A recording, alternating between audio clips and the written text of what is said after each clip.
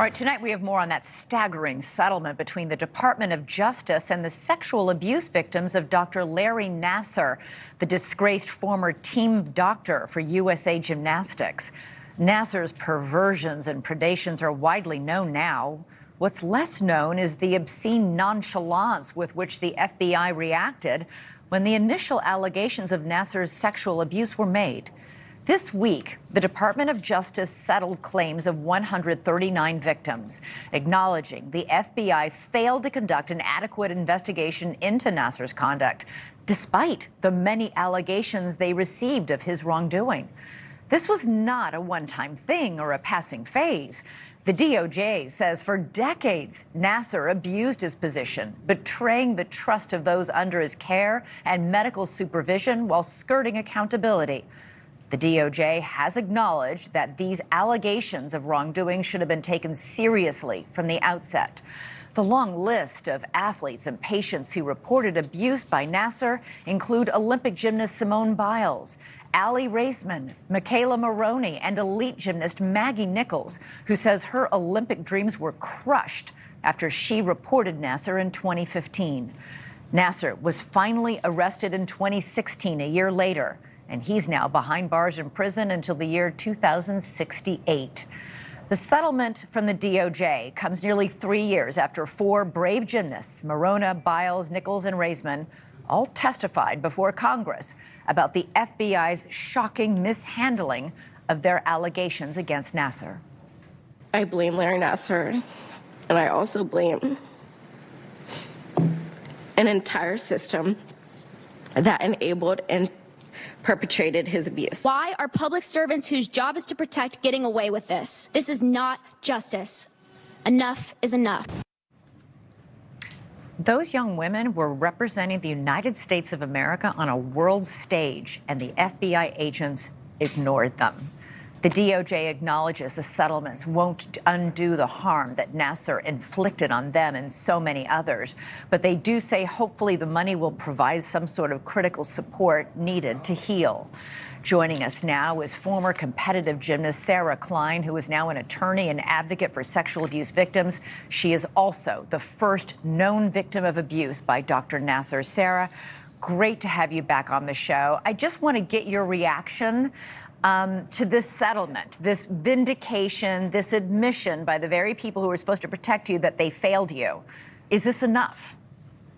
Yeah, you know what I would say? It's a very mixed reaction. I would say on one hand, there's a profound sense of relief. Elizabeth, this has been going on for 8 years in terms of litigation, and we have had to tell our stories hundreds of times, which has been tremendously emotional, arduous, and one that felt like we were at a constant war. So on one hand, we're happy that it's over and we're grateful for legal closure. But on the other hand, there's a real sense of, I would call it profound sadness in what will be remembered, in my opinion, as one of the darkest eras in the history of sport. Yeah, the abuser, Dr. Nassar, is in prison. The FBI, USA Gymnastics, the United States Olympic Committee, they've all been proven complicit in the abuse of more than 500 women and girls. 500. It is still astounding to contemplate 500 victims. Yeah, I mean, when you have a serial pedophile working for these institutions for the better part of 30 years, you do that math. And women spoke up, little girls spoke up over and over and over and over again.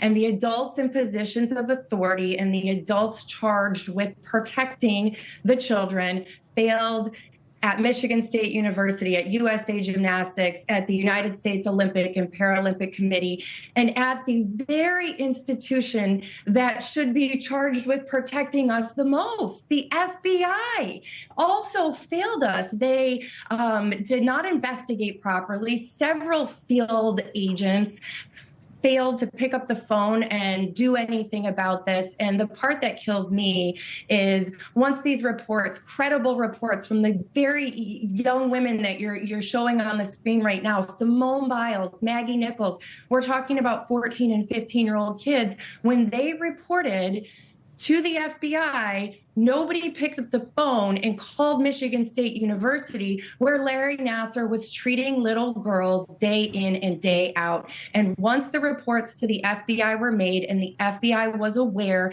that Nassar was a harm to children or possibly a harm to children, they did nothing to stop it. And they allowed 100 plus more little girls to be abused on their watch. Why do you think that is? Why? Why did the FBI agents sit across Simone Biles and Allie Raisman and Maggie Nichols and say, take their report, take their testimony, and then not do anything?